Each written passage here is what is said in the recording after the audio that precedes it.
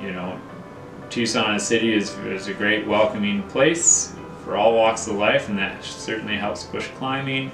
It has many nonprofits that are tied to the outdoors, but you know, to me, some of the permitting down here is outside of the Forest Service has been not conducive to expanding climbing and expanding climbing in a safe way.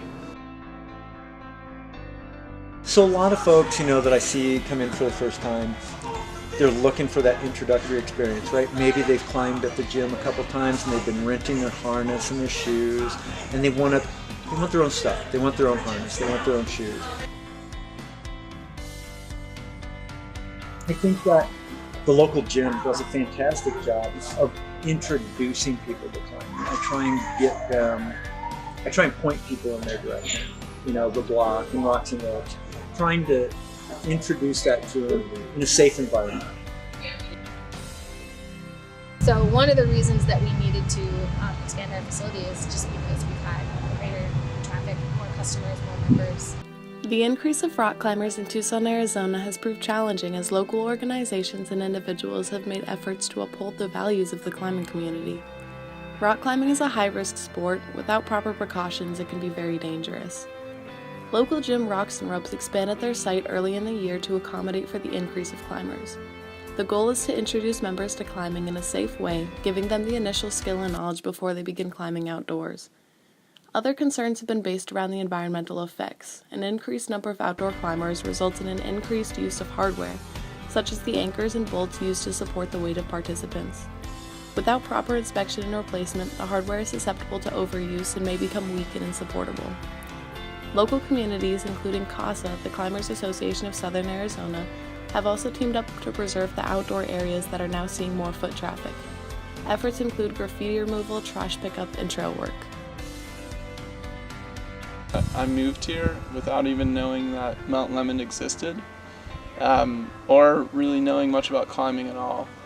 So I had a friend who was actually a roommate that I had, brought me to the climbing gym at Rocks and Ropes, and he was really good, and he was also a great teacher, and so he kind of taught me how to climb and what it meant to really be part of the climbing community, and I met a lot of friends there.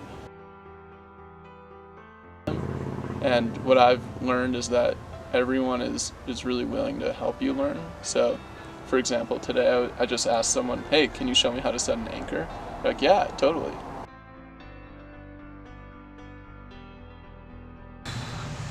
Having a greater number of rock climbers in Tucson, it could be one of two things that happens. It could just be that it gets super crazy and popular and things just continue as they are, which means there's a lot of people venturing into outdoor climbing without really having a good, safe knowledge base of everything they should know. Maybe there's nobody there that has some kind of first aid or CPR certification, and you're out in the wilderness a lot of times. And the other thing is a lot of these people have access to this climbing gym, and then they go outside on real rock, but maybe they've never camped before, maybe they've never hiked before, maybe they don't know what leave no traces. And so that really can impact our lands that we share and that we should steward and that we need to take care of in a really big and negative way. Through the impetus of CASA, a lot more people have gotten involved in stewardship around Mount Lemmon, and they've done some stuff out in Cochise and out at Barbecue Peak. And that, I think, really does a great job of community relations and building more support for those particular organizations and the sport itself. We get community involvement by doing anywhere between 4 and 6 adopter crags every year, which adopter crag is an access fund term where basically we team up with the access fund to promote and bring people in, so we'll have somewhere between 25 and 60 people come in. Yeah, certainly you're going to have more impact with more people. And in places that I've been climbing, I've seen more impact at the ground level. On trails, faces of cliffs, on the climbs themselves, and then along with the sense of climb. I think that our environment really affects our community in a positive way for the most part. I think as people experience climbing and they get outdoors, I think it makes them realize what a resource we have.